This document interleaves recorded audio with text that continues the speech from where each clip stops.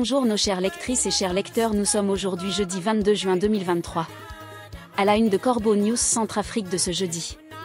Centrafrique, crise au sein de la direction nationale de la campagne référendaire, Héritier d'Oneng conteste son poste de rapporteur et menace de démissionner.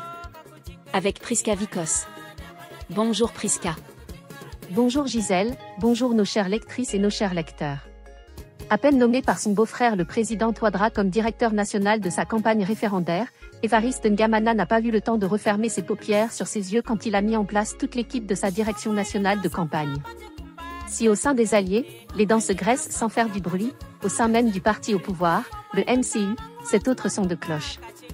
Alors que le jour J du référendum constitutionnel s'approche des électeurs en République centrafricaine, une dispute éclate et fait un bruit à l'instar des grands bruits d'un orage en fin de saison des pluies, au sein de la campagne référendaire. Héritier d'Oneng, président du Front républicain, est très mécontent et très remonté de son rôle de rapporteur au sein de la commission technique et spécialisée que le président Touadéra lui a attribuée au sein de son équipe de campagne. Il attend désormais le retour du président Touadéra à Bangui pour lui exprimer son désaccord et espère que des mesures seront prises pour répondre à ses préoccupations. L'homme, connu également en tant que chef milicien et directeur de cabinet au ministère de la Jeunesse et des Sports, est un fervent défenseur du changement constitutionnel en République centrafricaine.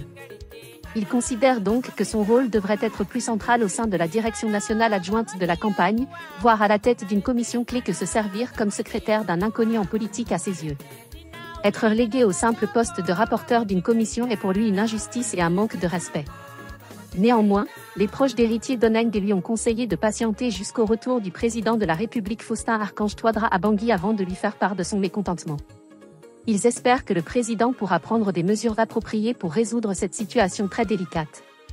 Une situation très délicate parce que, selon ses proches, il ne sait pas construire une phrase de 2 lignes sans faute en langue de Macron. Depuis une semaine, d'Oneng attend donc avec impatience le retour du président Touadéra, prêt à exposer ses préoccupations. Il est important de rappeler que la création du Front républicain par Héritier d'Oneng a été une réponse à la modification de la Constitution en République centrafricaine. Ce mouvement des jeunes surnommés « les requins » a été utilisé par le gouvernement de Bangui comme un parti politique afin de mobiliser des centaines de jeunes, rémunérés en échange de leur participation, mais également pour intimider les citoyens centrafricains exprimant des opinions contradictoires. Dans les semaines à venir, il sera intéressant de voir comment cette saga politique se déroulera et quel impact elle pourrait avoir sur le référendum constitutionnel du 30 juillet 2023. Les citoyens centrafricains, quant à eux, espèrent que leurs voix seront entendues et que le processus démocratique se déroulera dans le respect de tous les acteurs impliqués. Merci pour votre aimable attention et bonne journée à toutes et à tous. Et à demain pour une autre à la une.